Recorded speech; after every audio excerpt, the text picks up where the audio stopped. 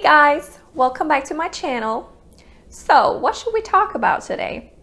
Well, in this video, I am going to be talking about the needs analysis, and I'm also going to go over the design process. This analyze and process is used from the first meeting that you have with your client until the time when you both have agreed on a design concept to continue on with. I'm going to go over how the different steps can look like, but I do want to point out that all the design projects can look different and vary depending on who you work for and the size of the project. Okay, let's jump right into it. So the first thing I wanted to talk about, which is usually taking place in the first part of the design process, is doing a needs analysis of your client.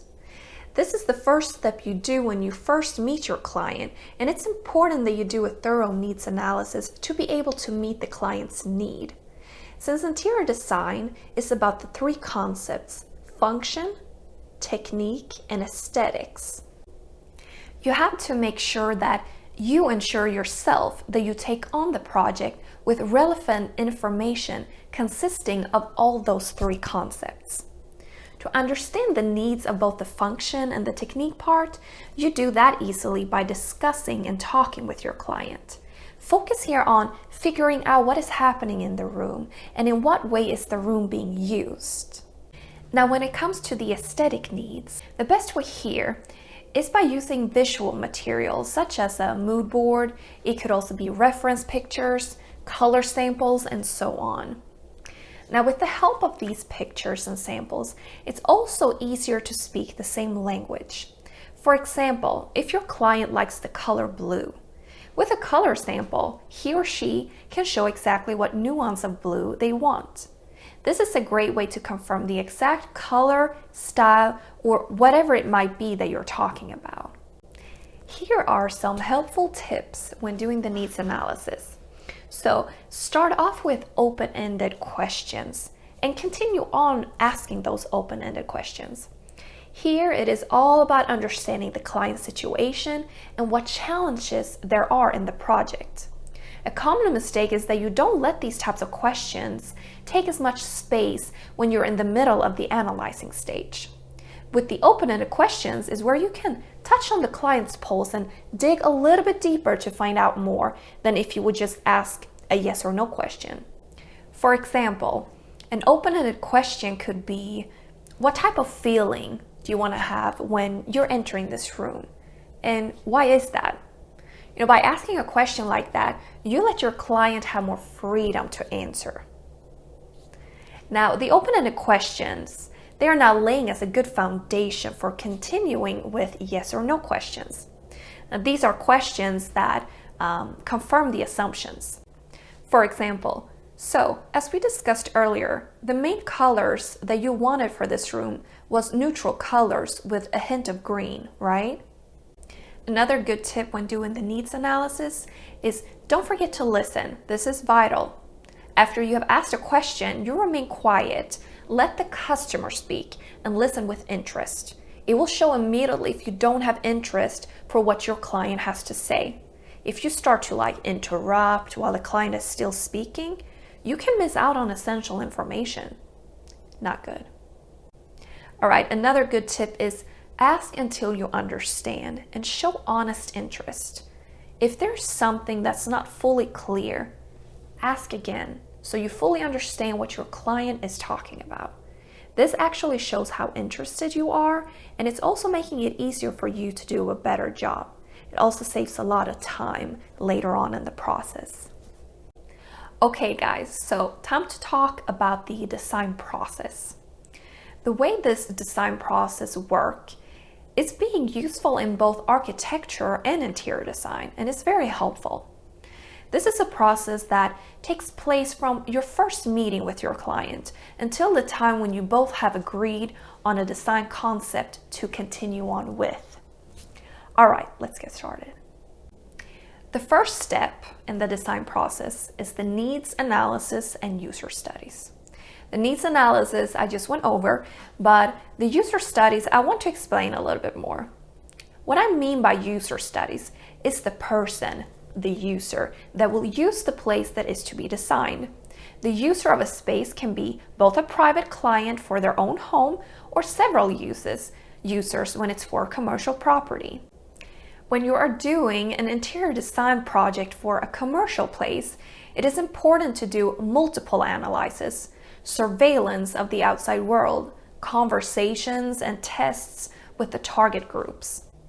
For example, if it's an office that is to be furnished, you must make your needs analysis aimed at that particular company and the needs of the employees who work there. To study the user is very important, no matter if it's for a private home or a commercial property.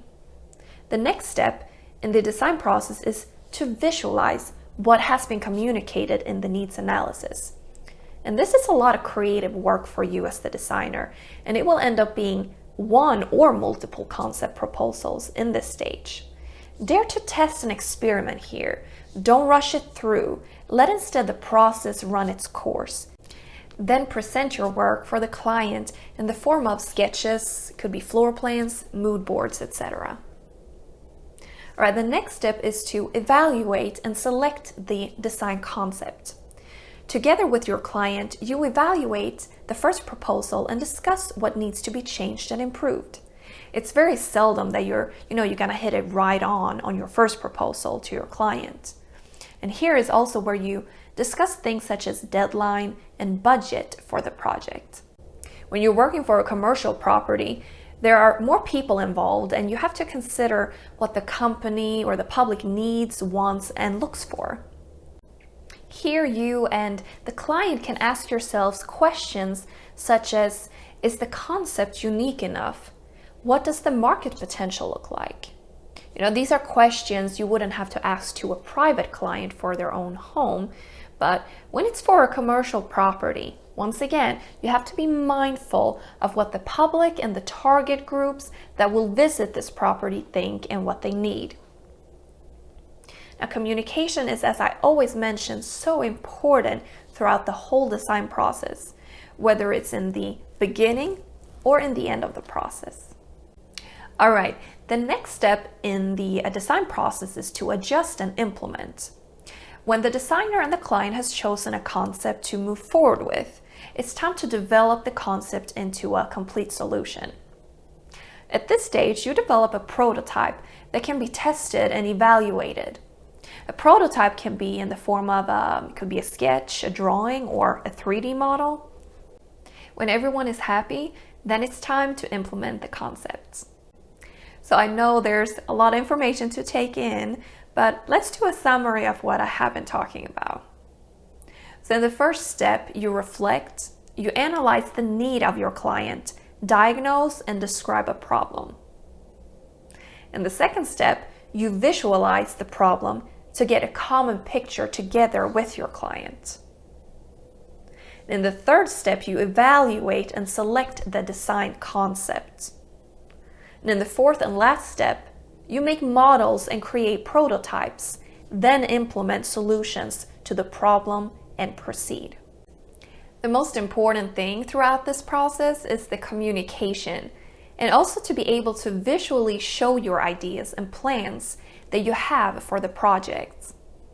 This is going to make it a lot easier for both yourself and your client when you're working together to find a plan and solution for their space. Alright guys, so that's all that I had for this video. I hope that you found it useful and that you can take this information with you. If you have any comments or questions, just let me know in the comment section below. I appreciate you all so much for watching, and I love you guys. I'll see you in my next video. Bye.